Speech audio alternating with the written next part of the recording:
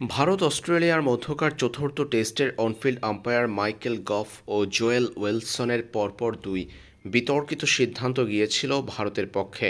তবে এই ম্যাচে তৃতীয় আম্পায়ারের দায়িত্ব পালন করা বাংলাদেশের শরফুদ্দৌলা ইবনে শহীদ সৈকত সেগুলো পরিবর্তন করে দিয়েছেন নিখুঁত সিদ্ধান্ত। ম্যাচে তখন ১১৮তম ওভারের চতুর্থ ডেলিভারি করেছিলেন রবীন্দ্র জাদেজার বলটি পিচ করে হিট করেছিল বোল্যান্ডের প্যাডে। তখনই এলবিডব্লিউর আবেদন করেছিল ভারতীয়রা, তাতে সাড়া দেন অনফিল্ড আম্পায়ার। তবে রিভিউ নিতে দেরি করেননি বোল্যান্ড। রিভিউতে দেখা গেল বলটি তার প্যাডে লাগার আগে সেটি স্পর্শ করেছে ব্যাট, অর্থাৎ এলবিডব্লিউ নয়। অনফিল্ড আম্পায়ারকে তার সিদ্ধান্ত পরিবর্তন করতে নির্দেশ দিলেন বাংলাদেশের শরফুদ্দৌলা ইবনে শহীদ সৈকত।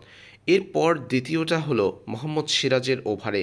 পরের ওভারেই মোহাম্মদ সিরাজ এলবিডব্লিউর আবেদন করলে তাতে সাড়া দিয়েছিলেন জোয়েল ওয়েলসন। অথচ দেখা গেল বলটি স্টাম্পের অনেকটা বাহির দিয়ে গিয়েছে, অর্থাৎ স্টাম্প মিসিং ছিল।